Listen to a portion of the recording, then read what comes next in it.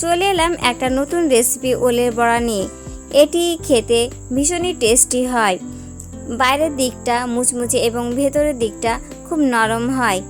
এটি স্ন্যাক্স হিসেবে চায়ের সাথে খেতে খুবই ভালো লাগে এবং গরম গরম ভাতের সাথেও এটা বেশ ভালো লাগে। এখানে 400 গ্রাম ওল নিয়েছি। ওলগুলোকে টুকরো টুকরো করে কেটে নিয়েছি এবং খুব ভালোভাবে ধুয়ে নিয়েছি। এরপর ওলগুলাকে আমরা সেদ্ধ করে নিয়েছি। এবার ওলগুলাকে আমরা খুব ভালোভাবে হাত দিয়ে ম্যাশ করে নেব। লক্ষ্য রাখবেন ওলের মধ্যে কোনো রকম যেন জল না থাকে। জলটাকে খুব ভালোভাবে ঝরিয়ে নিতে হবে, না হলে আমাদের ওলের বড়াটা পারফেক্ট হবে না। ওলটাকে খুব ভালোভাবে ম্যাশ করে নিতে হবে যাতে কোনো দানা দানা ভাব না থাকে।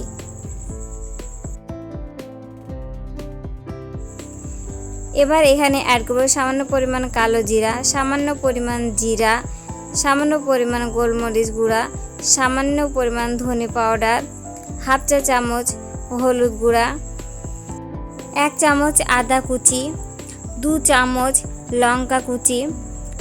এখানে আমি 4 থেকে 5টা লঙ্কা কুচি কুচি করে কেটে নিয়েছিলাম। আমি ঝাল পছন্দ করি তাই একটু ঝালের পরিমাণটা আমি বেশি রেখেছি।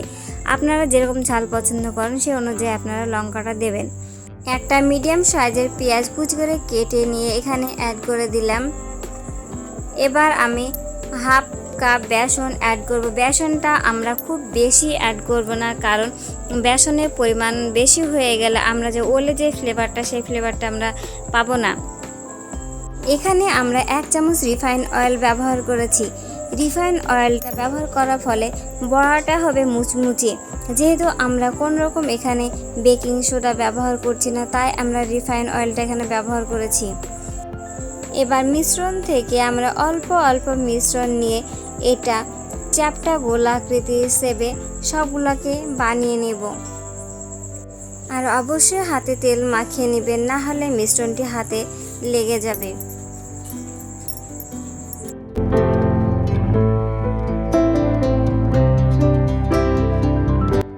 যারা একদমই ওল খেতে পছন্দ করেন না তারা এইভাবে বড়া বানিয়ে খেতে পারেন। এটি ভীষণই টেস্টি এবং একবার খেলে এটি বারবার খেতে ইচ্ছা করবে।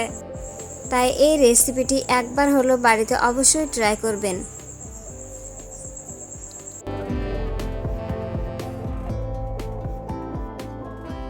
দেখতে পাচ্ছেন ভিউয়ার্স, এখানে পুরো আমাদের রেডি হয়ে গেছে। এবার এগুলো আমরা ভেজে নেব। তেল খুব ভালোভাবে গরম করে নিতে হবে। তেল গরম হয়ে গেলে বড়াগুলি এক এক করে তেলের উপর ছেড়ে দিতে হবে। লো টু মিডিয়াম ফ্লেমে দিয়ে বড়াগুলি খুব ভালোভাবে ভেজে নিতে হবে। যখন বড়াগুলি গোল্ডেন কালার হয়ে যাবে তখন বড়াগুলি আমাদের তুলে নিতে হবে। দেখতে পাচ্ছেন ভিউয়ার্স, একদিক মোটামুটি হয়ে গেছে। এবার আমরা বড়াগুলোকে এক এক করে উল্টিয়ে দেব। উল্টিয়ে দেওয়ার পর আরও কিছুক্ষণ ভেজে নেব। ভিডিওটি যদি আপনাদের ভালো লাগে তাহলে অবশ্যই একটি লাইক এবং সাবস্ক্রাইব করে দিবেন। আর এই রেসিপিটি কেমন লাগলো অবশ্যই কমেন্টে জানাবেন।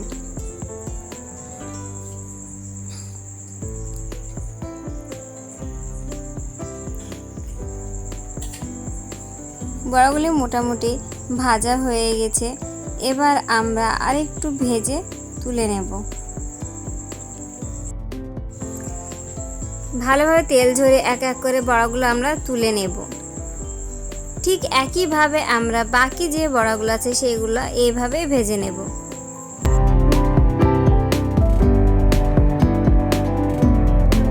দেখতে পাচ্ছেন ভিউয়ার্স, কালারটা কত সুন্দর গোল্ডেন কালার চলে এসেছে। এটা দেখতে যতটা সুন্দর খেতে ততটাই টেস্টি। বাইরেটা মুচমুচে এবং ভেতরটা খুব নরম হয়। প্রথম থেকে শেষ পর্যন্ত থাকার জন্য আপনাদের সবাইকে অসংখ্য ধন্যবাদ। সবাই ভালো থাকবেন, সুস্থ থাকবেন।